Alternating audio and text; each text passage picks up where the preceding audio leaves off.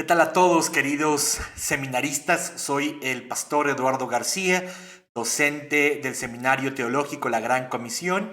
Y bueno, vamos ya a darle seguimiento a la cátedra de esta semana. El presente video corresponde a la cátedra del miércoles 18 de agosto del 2021. Estamos ya a una semana de cerrar con nuestro curso, el módulo 1 de Consejería Bíblica. Así que estoy muy contento de lo que el Señor nos ha permitido aprender y experimentar juntos, esperando que este recorrido haya sido bastante enriquecedor, bastante esclarecedor y de mucha utilidad para el desarrollo de su ministerio como consejero o consejera bíblica. Así que, pues bueno, vamos a atender la cátedra del día de hoy. Vamos en esta parte, en la parte de la fe. Ya hemos visto el amor que debe de reinar en el corazón del consejero. Ya hemos visto la esperanza que debe de tener y manejar el consejero bíblico.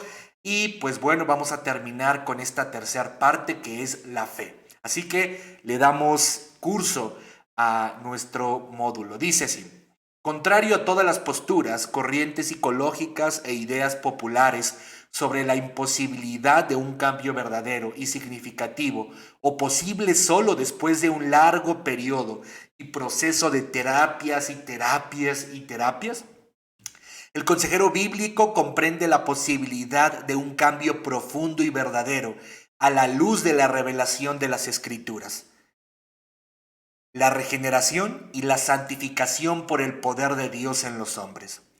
La posibilidad de cambio no está limitada de ninguna manera a las diversas explicaciones o descripciones que encontramos en los modelos o corrientes psicológicas, el pasado, la edad, las influencias, las experiencias, nuestro desarrollo desde cualquier aspecto del ser humano integral, el ambiente, la cultura, nuestra educación, nuestros esquemas mentales, las situaciones conductistas que hemos enfrentado. Nada de ello limita la posibilidad de algo más y algo mejor en Cristo. La transformación es posible. Hay que mantener esta convicción como una verdad fundamental del consejero. Como hemos dicho ya, el cambio más radical que puede experimentar una persona es el nuevo nacimiento, y para Dios ya ha hecho todo lo necesario para hacerlo posible. Le corresponde al ser humano creer para entregarnos a Él y entonces empezar un cambio profundo, un proceso de transformación que ustedes y yo ya hemos aprendido como santificación. Un análisis sencillo de las Escrituras nos lleva a concluir que afirman la posibilidad del cambio y el llamado de Dios a los creyentes a vivir de forma diferente. Y si nos llama a ello, significa que es posible. El apóstol Pablo habló de esta posibilidad a los filipenses así. Filipenses capítulo 2, versículo 13 dice: porque Dios es el que en vosotros produce así el querer como el hacer, por su buena voluntad. Cada llamado que Dios nos hace es posible porque su Espíritu provee de la disposición y el poder de llevarlas a cabo. Así que el consejero cristiano es un hombre de fe. Por supuesto que en el sentido de haber creído para salvación, pero también en el sentido práctico, llamámosle así, de creer en la posibilidad del cambio en cada persona que aconseja. Sabe y cree que Dios es el que se ocupa de cambiar vidas. Toda realidad que Dios ha pensado para sus hijos puede ser alcanzada en Él. Y esto es lo que nosotros como consejeros bíblicos creemos, sostenemos y tenemos por convicción. Esto es algo que requiere puntualizar lo siguiente. Número uno de tres me parece. Sí, son 3 puntos. Primer punto que debemos puntualizar. La realidad de cambio por la obra de su Espíritu en nosotros no discrimina la realidad del libre albedrío y voluntad del ser humano. Por supuesto que conocemos, sostenemos y creemos como una convicción la realidad del cambio por la obra de su Espíritu en nosotros. Sin embargo, no debemos de perder de vista la realidad del libre albedrío y voluntad del ser humano. Su palabra enseña que en la vida de un creyente el Espíritu Santo puede ser contristado, es decir, su ministerio se ve limitado por nosotros cuando hacemos las cosas que desagradan a Dios. Eso lo aprendemos en Efesios 4:30. Además, es clara cuando dice que el Espíritu Santo puede ser apagado, es decir, impedido para obrar por nosotros cuando no hacemos lo que agrada a Dios. Primera de Tesalonicenses 5:19. Entonces, aunque creemos y sostenemos el cambio como posibilidad por la obra del Espíritu Santo en cualquier vida, en cualquier persona, también debemos de entender la realidad del libre albedrío y la voluntad del ser humano, incluso la posibilidad del creyente de limitar su ministerio en su vida. Me hablo del ministerio del Espíritu Santo en su vida y de impedir al Espíritu Santo para que obre en su vida. Así que no perdamos de vista esta realidad. Número 2, debemos llevar a cabo la implementación de la perseverancia. Debemos llevar a cabo la implementación de la perseverancia. Como dijo el escritor a los hebreos, os es necesaria la perseverancia. Hebreos 10:36. Porque el cambio bíblico que sigue a la salvación es un proceso y muy pocas veces este proceso es instantáneo. Pablo dice a los corintios, nosotros todos somos transformados de gloria en gloria. Segunda de Corintios 3:18. En otro lugar, el apóstol describe, revestido del nuevo, el cual, conforme a la imagen del que lo creó, se va renovando hasta el conocimiento pleno. Ojo, se va renovando. Habla de la renovación como un proceso. Colosenses 3:10. Algunas personas aprenden y cambian más rápidamente que otras, pero para todos lleva tiempo aprender nuevos patrones de hábitos. Los consejeros deben estar conscientes de esto, a fin de animar a los aconsejados a perseverar en el proceso de cambio. Y él mismo, el consejero mismo, debe perseverar en la labor a la que Dios nos ha llamado. No debe de rendirse, no debe de dejar de perseverar, no debe de dejar la toalla, no debe de tirar la toalla, debe de seguir adelante, perseverar en lo que Dios le ha llamado a hacer. Y número 3, consideremos que la transformación de vida no se da en la consejería bíblica, sino en la experiencia diaria. Esto es muy importante. Consideremos que la transformación de vida no se da en la consejería bíblica, sino en la experiencia diaria. De acuerdo con Jesús, debemos negarnos a nosotros mismos, tomar nuestra cruz y seguirle a Él diariamente. Cada día es, en un sentido, un nuevo día en nuestra relación con Cristo y en el proceso de ser transformados a su imagen. Recostarse o descansar sobre éxitos de fe del pasado es un lujo que los creyentes no pueden permitirse, como tampoco pueden permitirse pensar que la consejería les transformará. Por supuesto que la consejería es un instrumento que Dios usa para la transformación, pero las decisiones, los compromisos, los quitarse y ponerse se deben de dar fuera de consejería y todos los días hasta alcanzar la imagen de Cristo en ellos. Los atletas pueden estar en óptimo estado físico, pero si dejan de ejercitarse, si dejan de prepararse, pronto perderán todos los beneficios de sus prácticas. Lo mismo ocurre en el orden espiritual. Si el aconsejado no persevera en lo correcto, en lo bueno y lo verdadero, en forma diaria, pronto estará de nuevo en el punto de partida. En mi experiencia, no solo están los que piensan que con solo estar en consejería traerá transformación. No solamente tenemos gente así, que cree que por solamente ir a consejería bíblica o consejería con el pastor o con un líder de la iglesia o con un hermano, ya su vida va a ser transformada. No solamente tenemos este tipo de gente al que hay que recalcarle que la transformación se lleva en la vida diaria, en esa vida diaria en la que hay que tomar decisiones, en la que hay que asumir compromisos, en la que hay que quitarse y ponerse cosas. Me refiero a quitarse y ponerse conductas, hábitos, etc. En Dios, para poder alcanzar la imagen de Cristo en nosotros.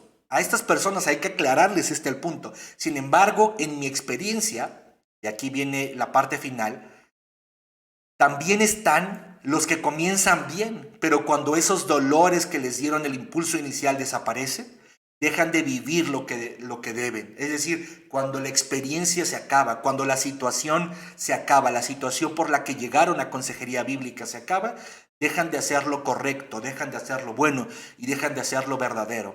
En poco tiempo terminan en el mismo pantano en el que estaban al principio, pero esta vez la cosa es peor porque se sienten sin esperanzas y con la convicción de que los consejos que recibieron y el compromiso que asumieron no funcionaron o no fue suficiente. Es por esta razón que los consejeros bíblicos deben destacar que en Dios y por Él, los cambios verdaderos son posibles, pero se requiere de ellos una obediencia al Señor de todos los días. Termino destacando esta idea. Es por esta razón que los consejeros bíblicos deben destacar que en Dios y por Él los cambios verdaderos son posibles, pero se requiere de ellos una obediencia al Señor de todos los días. Así que en resumen, el consejero, la consejera bíblica, el consejero bíblico debe ser un hombre, una mujer que crea que el cambio es posible y que al sostener esta fe de que el cambio es posible y esa convicción, bueno, entiende 3 puntos. Entiende la realidad del libre albedrío y la voluntad del ser humano. Entiende que debe instruir y animar al aconsejado y a él mismo animarse a perseverar. Y número 3, reconoce que la transformación de vida no se da en la consejería bíblica, sino en la experiencia diaria. Es decir, la persona, el aconsejado, debe de tomar decisiones, hacer compromisos. Quién sabe qué puse aquí, debe tomar decisiones, hacer compromisos, quitarse y ponerse fuera de consejería todos los días hasta alcanzar la imagen de Cristo en él, en la persona. Y también debemos de instruir a los aconsejados a perseverar en el sentido de seguir haciendo lo que es bueno, seguir haciendo lo que es correcto, seguir haciendo lo que es verdadero siempre. No solamente cuando el problema se acabó, no solamente cuando se sienten mal, no solamente cuando tienen el agua hasta las narices, no, todo el tiempo deben de perseverar en lo que es bueno, en lo que es correcto y en lo que es verdadero. Y bueno, de esto se trata la fe en el corazón del consejero. Finalmente, vamos a ver algunas características. Permítanme compartir con ustedes algunas características que encuentro valiosas en el consejero. ¿Ok? Y con esto terminaríamos nuestra parte 3 y entraríamos a la parte 4 que abordaremos en nuestra siguiente clase en línea y terminaremos en nuestra cátedra última de la siguiente semana. Así que permítanme atender las características que encuentro valiosas que deben de tener los consejeros bíblicos. Miren, número 1, integridad. Integridad. Esta virtud es vital para el consejero bíblico. Este debe de tener consistencia entre sus palabras y sus acciones. Sus hechos deben ser congruentes con el consejo bíblico, a diferencia del psicólogo que orienta de maneras que puede no creer en forma personal y que nunca aplicaría a su vida. Miren, qué curioso, pero en la carrera, no sé si en la carrera o en la maestría, creo que fue en la maestría, no fue en el diplomado. En el diplomado, el maestro que me enseñó las técnicas de la terapia familiar, la terapia clínica familiar, es un profesor que se ha divorciado 6 veces, ¿no? Y él lo decía y se regordeaba de decir que él se ha divorciado 6 veces y que no importa porque el divorcio es parte de la sanación de una persona, en fin, ¿no? Lo que quiero destacar aquí es que a diferencia de la terapia psicológica, la integridad del consejero bíblico sí importa, por supuesto que sí importa. Hay que reconocer como mito, voy aquí, hay que reconocer como mito de que el consejero debe ser perfecto. Por supuesto que no. Según este mito, según esta idea, los pastores y los consejeros bíblicos deben de tener una vida matrimonial perfecta, una vida espiritual perfecta, una vida paternal perfecta, ¿no? Con sus hijos, un manejo perfecto de emociones, etc. Ninguno de nosotros es perfecto. Todos somos pecadores, sin dejar de reconocer la obra transformadora que Él está efectuando en nosotros. De alguna manera, todos somos pacientes. Un paciente aconseja a otro paciente. Finalmente, el médico es el Señor. Así que no tenemos que ser perfectos, pero sí tenemos que reconocer en nosotros la obra transformadora que Él está efectuando en nosotros. Es decir, no tenemos que ser perfectos, debemos de ser perfectibles. No tengo que ser intachable, pero debo de reconocer y otros deben de reconocer en mi vida la obra transformadora que el Señor está efectuando en mí. Si para otros no me reconocen como perfectible, si otros no me reconocen como parte de un proceso de transformación, entonces algo debe de cambiar en mi vida.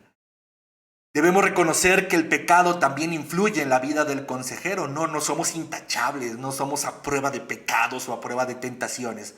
Por eso es importante seguir el consejo de Pablo a Timoteo: ten cuidado de ti mismo.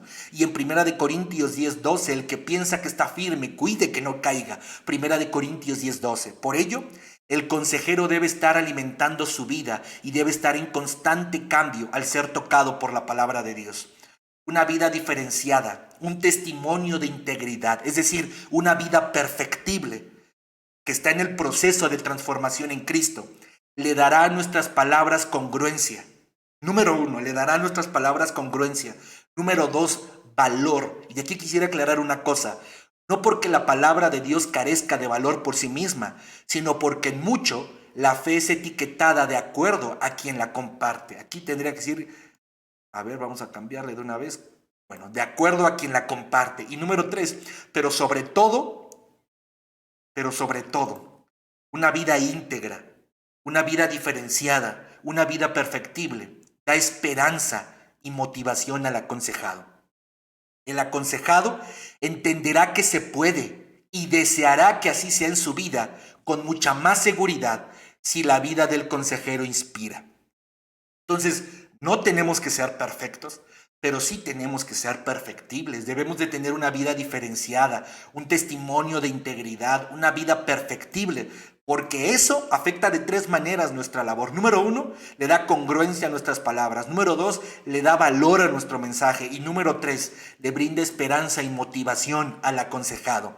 Y repito, el aconsejado entenderá que se puede, que se puede. Ahí hablo de la esperanza. Y deseará, ahí hablo de motivación, que así sea en su vida con mucha más seguridad si la vida del consejero le inspira. Pablo decía lo siguiente, 1 Corintios 11:1, imitadme a mí como yo imito a Cristo.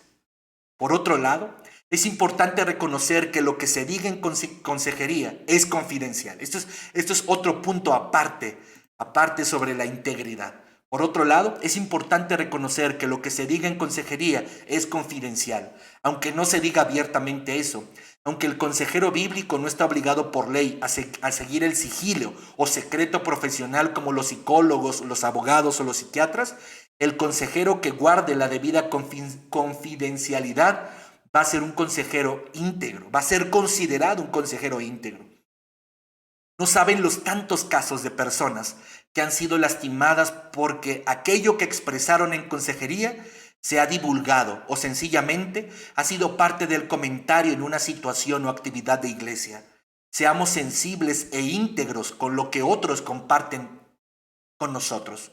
Sin embargo, como nuestra guía principal es buscar la gloria de Dios, yo diría que en algunas ocasiones lo que le agrada a Dios es que rompamos la confidencialidad, como cuando hay que denunciar un abuso o la vida de la persona corre riesgo, pues reconocemos el valor de ese ser humano delante de Dios. Entonces, mucho tenemos que ser íntegros en la confidencialidad que guardamos de lo que la otra persona nos comparte. No podemos andarlo divulgando. No podemos andar tomando como ejemplos de nuestros cursos, predicaciones, enseñanzas, la vida de otra persona. No podemos divulgar de ninguna manera la vida de otra persona. Pero yo creo que en sabiduría hay algunos casos en donde sí tenemos que romper la confidencialidad y acercarnos a alguna persona que pueda ayudarnos a guardar la vida de la otra persona. Permítanme terminar con un consejo por demás práctico que tiene que ver con la integridad del consejero. Ya hablamos de la integridad del consejero como parte de su vida, pero también hablamos de la integridad del consejero como parte de su confidencialidad con lo que el otro comparte. Finalmente, debemos cuidar la integridad incluso durante la consejería, ¿no? Digamos que la integridad antes es la vida perfectible. La confidencialidad después sería después de la consejería. Ahora debemos de cuidar la integridad durante la consejería. Les explico. Dado que la consejería regularmente se da en el contexto de una interacción uno a uno y bajo algunos aspectos particulares como vulnerabilidad emocional, es decir, la gente a veces está vulnerable emocionalmente, la gente a veces llega con problemas serios y la necesidad de varias sesiones de atención. Ok, entonces, tomando en cuenta estos 4 factores, que la consejería se da en interacción uno a uno, tomando en cuenta que muchos están vulnerables emocionalmente, que muchos tienen problemas serios y la necesidad de varias sesiones de atención, yo les recomiendo, les exhorto, les invito, mis queridos hermanos, seamos sabios, prudentes e íntegros durante la consejería.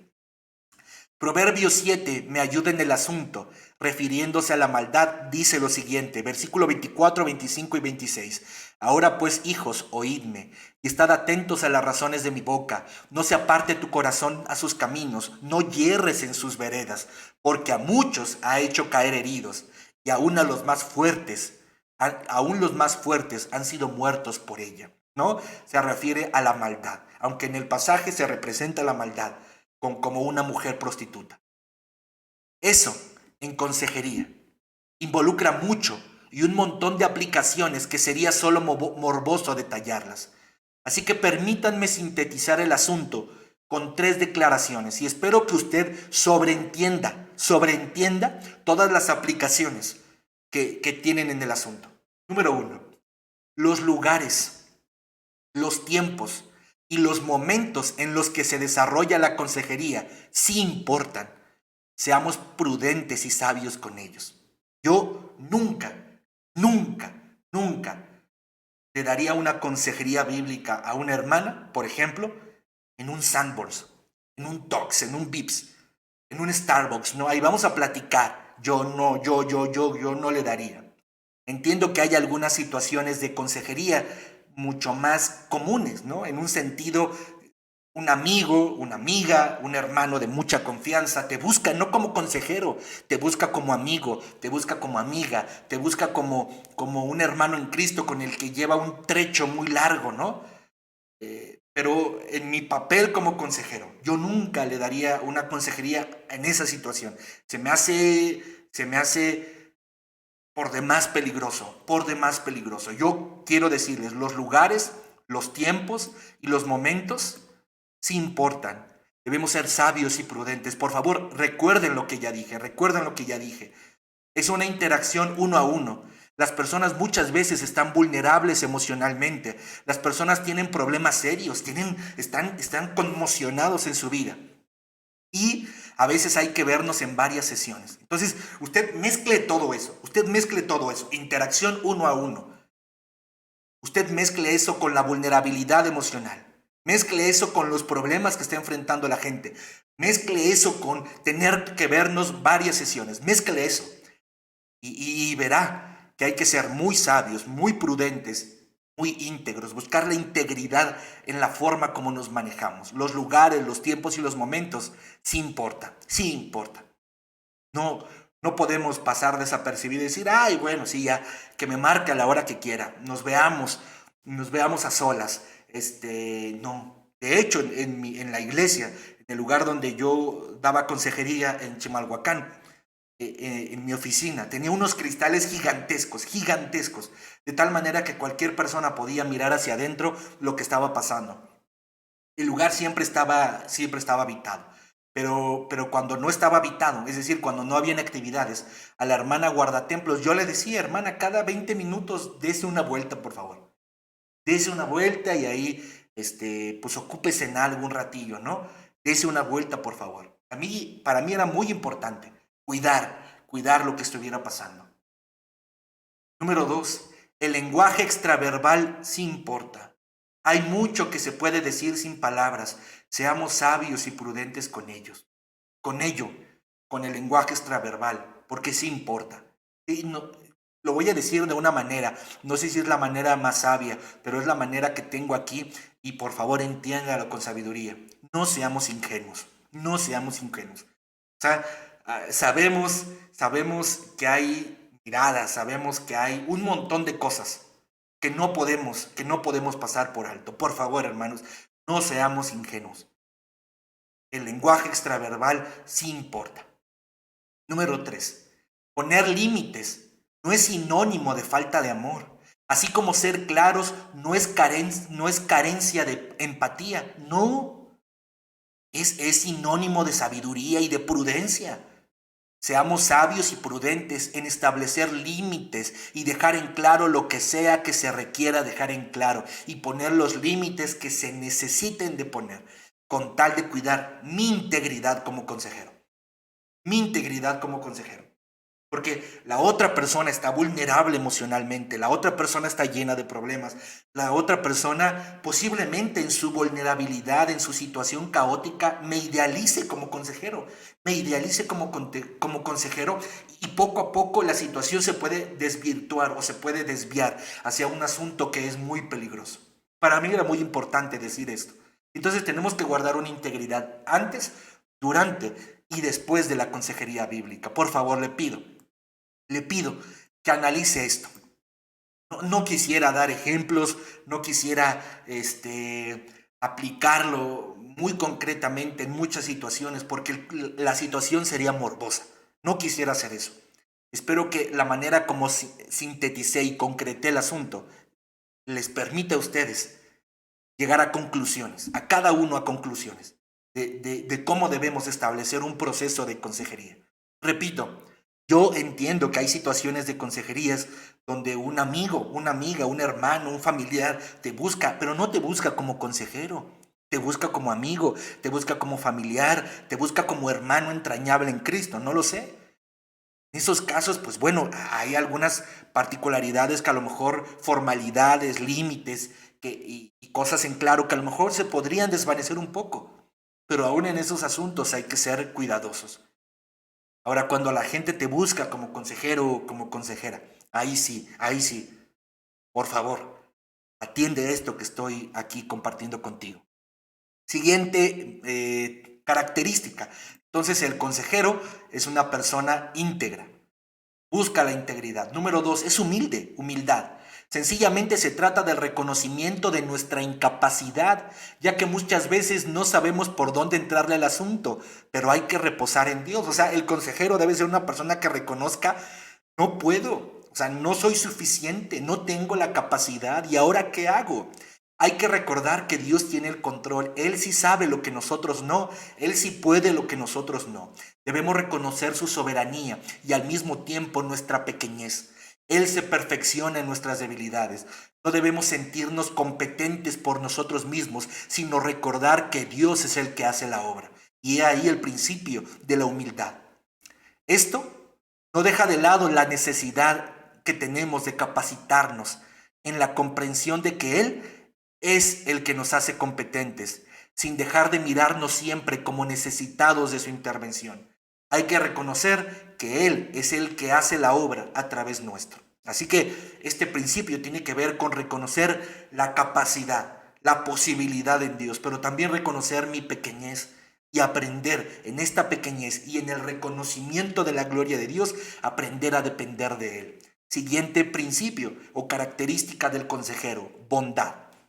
Miren, Pablo dice, pero estoy seguro de esto, hermanos míos, de que vosotros mismos estáis llenos de bondad, llenos de todo conocimiento, de tal manera que podéis amonestaros los unos a los otros. Esta es la palabra neutesis, que nosotros la aprendimos, ¿verdad? Ya. Bueno, según Jay Adams, esta cualidad se refiere a la actitud buena en el corazón de interés y afecto por los demás. Fíjense lo que dice Jay Adams.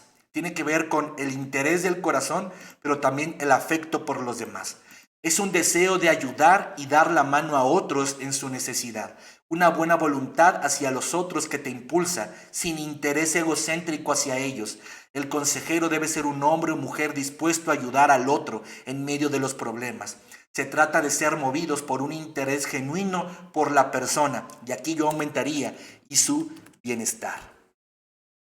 Ahí está la bondad. Entonces el consejero es bondadoso, el consejero es humilde, el consejero es íntegro. La cuarta cosa, cuarto principio o cuarta característica del consejero, respeto.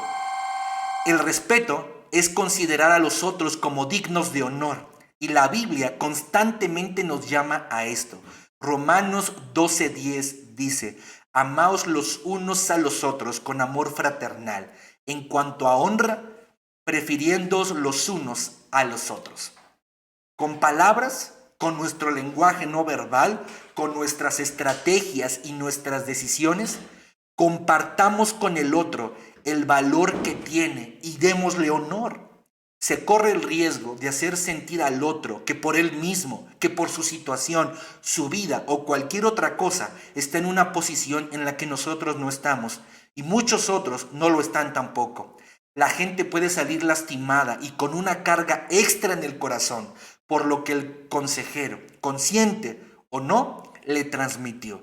Así que cada vez que estemos en consejería debemos cuidar que nuestras palabras, que nuestro lenguaje no verbal, que nuestras estrategias y que nuestras decisiones no le resten valor y no le resten honra a la otra persona. Porque, repito, se corre el riesgo de lastimar al otro, de forma consciente o no, con lo que le transmitimos. Así que, en cuanto a este principio, debemos de buscar siempre darle el valor adecuado a cada persona y darle el honor a cada persona. La forma como lo miro, la atención que le pongo, las decisiones que tomo, no sé, las estrategias que uso son muy importantes. Les pongo un ejemplo. Si yo estoy dándole, por ejemplo, consejería a un joven, tal vez algunas estrategias que yo implemente como consejero con ese joven pueden desestimarlo como persona. Por ejemplo, supongamos que tiene problemas en casa. Y entonces yo convoco a los papás también y convoco al joven. Entonces, las estrategias que yo implemente pueden hacer sentir al joven que lo estoy desnudando frente a las personas, que lo estoy evidenciando frente a los demás. Entonces, debo de ser cuidadoso con mis palabras, con mi lenguaje no verbal, con mis estrategias y con mis decisiones, para hacer sentir al otro el valor y el honor que merecen en Dios. Siguiente, enseñanza de la palabra. Es una característica que tiene que tener el consejero. Enseñanza de la palabra. Miren, Colosenses 3:16 dice: la palabra de Cristo mora en abundancia en vosotros, enseñándoos y exhortándoos unos a otros en toda sabiduría, cantando con gracia en vuestros corazones al Señor con salmos e himnos y cánticos espirituales. Aquí está lo importante. La palabra de Cristo more en abundancia en vosotros, enseñándoos y exhortándoos unos a otros en sabiduría. Ok, miren, un buen consejero bíblico tiene que conocer la palabra de Dios, dado que es la guía y contenido de su labor, y debe de ser capaz de enseñarla de acuerdo con lo que hemos dicho de ella, como suficiente, como práctica y como confiable. La palabra griega didasco, que es la palabra enseñar, encierra la idea de enseñanza o instrucción sistemática.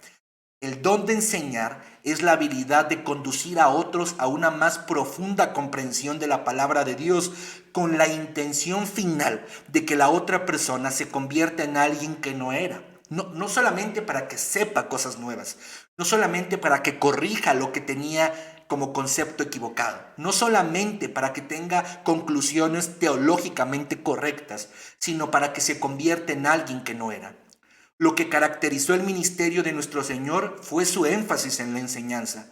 Cuando concluyó el Sermón del Monte, la Biblia dice que la gente se admiraba de su doctrina porque les enseñaba como quien tiene autoridad y no como los escribas. Y está por demás decir que el Señor Jesucristo siempre tuvo una predicación que producía cambios, que instaban al cambio de vida.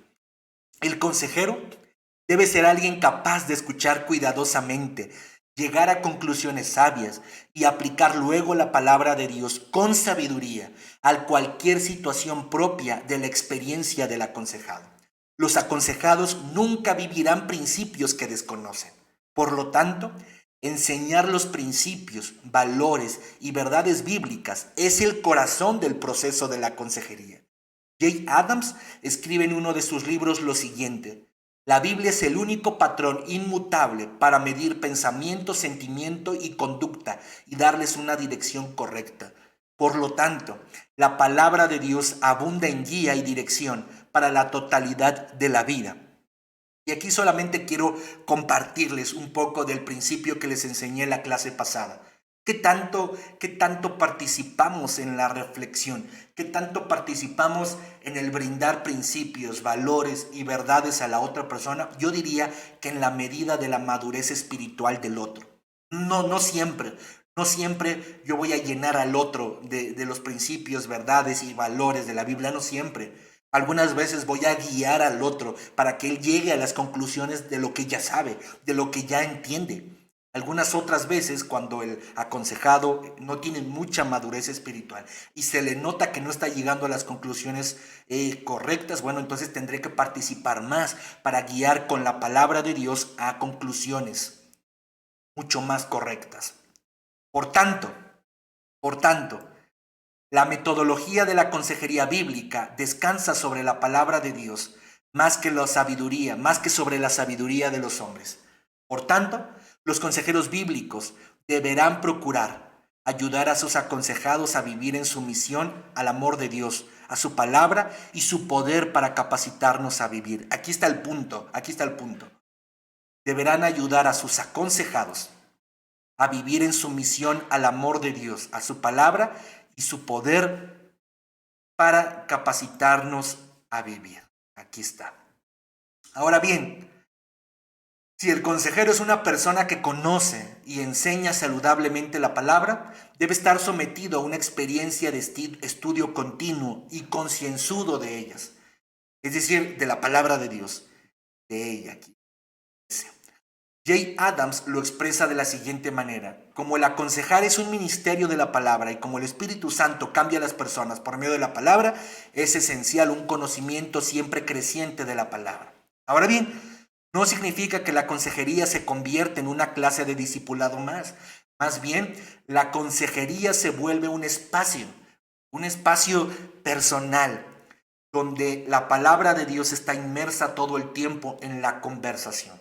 Es decir, la persona me habla, yo le hago preguntas, le guío a través de preguntas, le guío a través de comentarios, la persona va llegando a conclusiones. Cuando las conclusiones me parecen que no son muy correctas de acuerdo al consejo de Dios, entonces yo empiezo a intervenir con la palabra de Dios, le brindo algunos pasajes bíblicos, algunas historias bíblicas o incluso le brindo parte de mi experiencia de acuerdo a los principios, valores y verdades de Dios. Y entonces esto se convierte en una comunicación, en una conversación donde la palabra de Dios está inmersa todo el tiempo. No se convierte en un salón de clases de discipulado, de instituto bíblico. No, se convierte en una conversación en donde a través de todo el proceso de consejería, la palabra de Dios está inmersa todo el tiempo. Miren, en 2 de Timoteo 2:1, Pablo nos dice: procura con diligencia presentarte a Dios aprobado, como obrero que no tiene de qué avergonzarse, que traza bien la palabra de verdad. El versículo implica que podemos manejar la palabra de Dios de forma inexacta o erróneamente. Y para evitar eso, la solución de Pablo es ser diligentes. Esto es lo que Pablo nos recomienda. Ser diligentes, porque él reconoce que hay una manera equivocada como podemos hacer uso de la palabra de Dios. Por lo tanto, permítanme darles algunos consejos prácticos en el asunto. Miren, la clase no es de interpretación bíblica. Sería bueno que quien no tomó la materia de interpretación bíblica la tome, sobre todo si se dedica dentro de la iglesia a la enseñanza, a la consejería, a la predicación. Sería fabuloso que tomara la clase de interpretación bíblica. Permítanme darle 3 principios básicos de la interpretación bíblica. Número 1, conozca el significado de las palabras bíblicas y el sentido de cada pasaje y el sentido en cada pasaje bíblico. Algunas palabras en la Biblia no son de uso común o lenguaje corriente en nuestros días, y otras que lo son tienen un significado diferente al que registran en ella, en la Biblia. Por ejemplo, la palabra justificar. Cuando usted usa de manera coloquial la palabra justificar, bueno, la palabra justificar coloquialmente tiene que ver con excusar a una persona. En el lenguaje bíblico, la palabra justificación no tiene que ver con excusar a una persona. Tiene que ver con ser revestido de la justicia de Dios, y es un asunto más grande que debemos de comprender. Debemos de tener cuidado de no leer una palabra determinada dentro de un texto según nuestro entendimiento de la palabra y dar por sentado que eso es lo que la Biblia quiere decir. También debemos ser sabios para comprender que una misma palabra puede variar en su sentido y aplicación en diferentes textos bíblicos. Por ejemplo, la palabra mundo. La palabra mundo puede tener muchas aplicaciones en diversos textos bíblicos. Se puede referir a mundo a la totalidad de personas. Se puede referir mundo al carácter caído de las personas. Se puede referir como mundo a al sentido material, a la esfera material en donde nosotros vivimos. ¿Ok? Entonces hay que entender las palabras bíblicas. Hay que entender su sentido, que muchas veces es diferente al sentido que nosotros tenemos, pero también hay que entender su sentido dentro de la misma palabra de Dios en cada pasaje bíblico. Número 2, determine el significado de un versículo o pasaje dentro de su contexto. Instruir a alguien con versículos sacados de su contexto puede ser dañino, ¿no? Y de ahí viene la frase: un pasaje fuera de su contexto se usa para pretexto, ¿no? Bueno, aunque la idea que el consejero esté tratando de comunicar sea verdad, la base bíblica y su interpretación pueden estar equivocados. Atendamos un ejemplo rápidamente. Miren, en Proverbios 23:7 leemos lo siguiente: porque cuál es su pensamiento en su corazón, tal es él. Repito, porque cuál es su pensamiento en su corazón, tal es él. Comúnmente se interpreta como que nuestros pensamientos determinan quiénes somos y que llegaremos a hacer cualquier cosa que pensemos. Ahora bien, es verdad que los pensamientos son importantes y que influencian de un modo decisivo nuestro carácter e incluso nuestra manera de comportarnos. Pero eso no es lo que está tratando de decir Proverbios 23:7. Ahora, para poder comprender lo que está tratando de decir, yo les invitaría a revisar el contexto. Fíjense el contexto que dice: no comas pan con el avaro, ni codicies sus manjares, porque cuál es su pensamiento en su corazón, tal es él. Come y bebe, te dirá, mas su corazón no está contigo. Vomitarás la parte que comiste y perderás tus suaves palabras. ¿Entiende el sentido? No comas pan con el avaro, ni codicies sus manjares. Y después dice: porque cuál es su pensamiento en su corazón, tal es él. Come y bebe, te dirá, mas su corazón no está contigo. El pasaje revela que no siempre las acciones de una persona reflejan sus pensamientos y las intenciones de su corazón. O sea, justamente está diciendo lo contrario a lo que muchos tratan de encontrar en el pasaje. Digamos que el pasaje es una excepción. La gente puede pensar de un modo y comportarse de otro con propósitos ocultos. Eso es lo que nos está diciendo el pasaje. La gente puede pensar de un modo y comportarse de otro con propósitos ocultos en su mente. Por tanto, no debemos conocer el verdadero carácter de alguien ateniéndose simplemente a sus acciones. Si deseo instruir a mi aconsejado en cuanto a la importancia de su actividad mental, entonces yo les recomiendo Romanos 12:2 o 2 de Corintios 10:5, porque estos versículos en su contexto hablan del tema en el asunto. Entonces, si yo quiero hablar de la importancia de la actividad mental en el carácter y comportamiento de una persona, 2 de Corintios 2:5, Romanos 12:2. Porque Proverbios 23:7 justamente me habla de la excepción. Ciertamente la mayoría de las veces los pensamientos determinan el carácter y determinan el comportamiento, pero Proverbios 23:7 nos dice que no siempre es así, que no siempre el comportamiento revela el pensamiento, que a veces hay una incongruencia entre lo que hago y lo que pienso, por motivaciones o intenciones ocultas en el corazón. Bueno, entonces ya dijimos: conozca el significado de las palabras bíblicas y el sentido de cada pasaje bíblico, determine el significado de un versículo o pasaje dentro de su contexto, y número 3, interprete cada pasaje en armonía con el resto de las escrituras. No solo es importante el contexto inmediato que rodea una frase o un versículo, sino que el contexto general de la totalidad de la Biblia es también crucial para entender el significado de un pasaje en particular. Las escrituras nunca se contradicen, por tanto, si hallamos un pasaje que parece no concordar con lo que dicen otros sobre el tema, es seguro que nuestro entendimiento de ese pasaje, en aparente contradicción, es incorrecto. Entonces, mis conclusiones, mis interpretaciones tienen que tener sinergia bíblica, tienen que tener comprensión y armonía con el resto de las escrituras. ¿Ok? Entonces ya dijimos, el consejero debe ser una persona trucha en la enseñanza de la palabra. Ahora bien, sabiduría y autenticidad. Nos faltan estos dos principios, sabiduría y autenticidad. Las escrituras, especialmente el libro de Proverbios, nos dicen que el principio de la sabiduría es el temor de Jehová. El temor de Jehová podemos visualizarlo como una preocupación consistente de adorar a Dios en todos los aspectos de nuestra vida.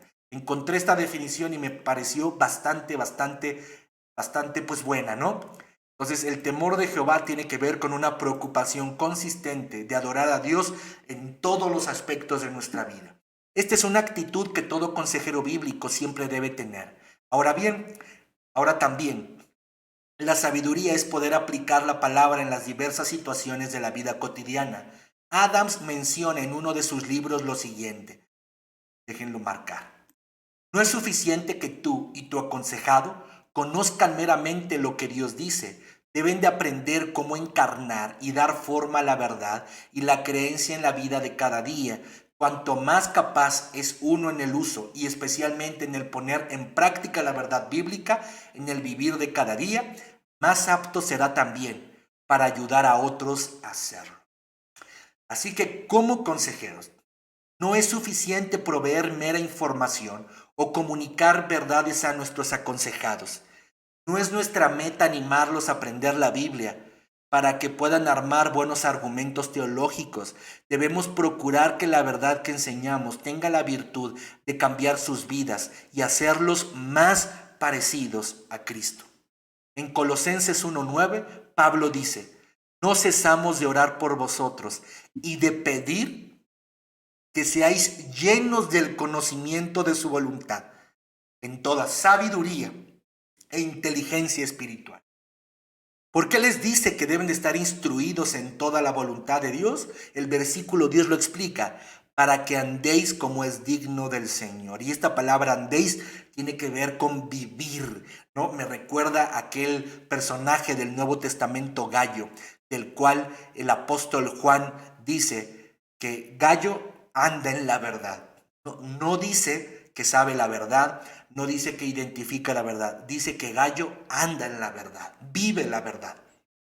Entonces, el consejero bíblico debe de ser capaz de desafiar en vida a los aconsejados, ¿no? Y esto es algo muy práctico, tal vez muy común en Oreb, porque en Oreb hemos sido instruidos a vivir lo que Dios nos dice, a practicar lo que Dios nos dice, ¿no? En todos los sermones, me atrevo a decir, de todos los pastores de la red de Oreb, tenemos consejos prácticos de cómo aplicar de manera bíblica el consejo de Dios, ¿no? O sea, una aplicación bíblica, no una aplicación a modo, no una aplicación a gusto, sino una aplicación bíblica de cada pasaje bíblico, de tal manera, de tal forma que cada oveja es desafiada a vivir lo que se le está enseñando. Entonces, los grupos celulares, los sermones, el discipulado, todo tiene que ver con una aplicación práctica. Así que en Oreb estamos bastante familiarizados con esta situación. Finalmente, autenticidad.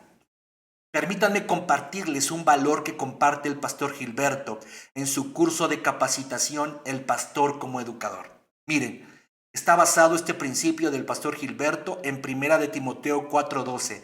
Ninguno tenga en poco tu juventud. Se trata de lo que él llama el valor de la conciencia y sentido de utilidad de su propia vida. Nadie puede realizar una misión en la vida si no entiende y acepta su propia vida como instrumento valioso de Dios. Y para ello hace falta tener una visión, un llamamiento a un servicio determinado. El consejero, aunque él lo aplica al pastor maestro, ve a Dios actuar y se involucra en el trabajo por invitación del mismo Señor. Y esto es tener una visión, es estar seguro de un llamado divino. Es interesante que Pablo le pida a Timoteo algo que tiene que ver con los demás. Ninguno tenga en poco tu juventud, como si le dijera que todos te valoren. Timoteo pudo haberle respondido a Pablo, no me lo digas a mí, díselo a ellos, son ellos los que me desprecian por ser joven. Sin embargo, la exhortación fue correcta. Un pastor como Timoteo Debía valorar su persona tanto que lograra que otros no lo devaluaran. El problema de muchos radica en una falsa humildad y un malentendido desprecio de sí mismos. No tiene nada de malo saber que Dios te quiere usar y que te quiere usar mucho. No tiene nada de malo saber que tienes una habilidad y un conocimiento que debes compartir. Para que nadie te tenga en poco, necesitas valorarte y tener conciencia de quién eres y qué quiere Dios hacer contigo. No necesitas ser como alguien más. No necesitas tener las habilidades de alguien más, aunque realmente hay habilidades que debemos de compartir en tu particularidad, en los dones que Dios te dio. Eres suficiente para llevar a cabo la misión que Él te ponga delante. Debes de tener conciencia de quién eres y qué quiere Dios hacer contigo. Y podríamos convertir a esta exhortación en algo más general diciendo: ninguno tenga en poco tu juventud, ninguno tenga en poco tu feminidad, ninguno tenga en poco tus características especiales, ninguno tenga en poco tu estado civil, ninguno tenga en poco tus grados académicos y ninguno tenga en poco tu naturaleza personal. Eso que Dios te ha dado, eso que Dios te ha permitido ser, saber y tener, úsalo en el desenvolvimiento de tu ministerio como consejero bíblico. No necesitas ser como alguien más, no necesitas hablar como alguien más, no necesitas tener las habilidades particulares de alguien más. Ciertamente hay habilidades, características que le vienen bien a la práctica de la consejería bíblica, pero tú eres una persona diferente a la que Dios puede usar con esas particularidades. Hay características que debes desarrollar en ti, que debes de producir en ti por el bien de tu ministerio, por supuesto. Pero hay particularidades que no necesitas copiar de alguien más, que debes aprovechar lo que tú eres y quién eres en tus particularidades. Esto de autenticidad tiene que ver con el valor de lo que Dios ha hecho en ti. Es una característica importante en el consejero bíblico. Así que espero que esto haya sido bastante esclarecedor. Espero que esto haya sido de utilidad para ustedes, mis hermanos. Nos vemos la siguiente semana, en el final de nuestro módulo 1, de nuestro curso de consejería bíblica. Que el Señor les bendiga.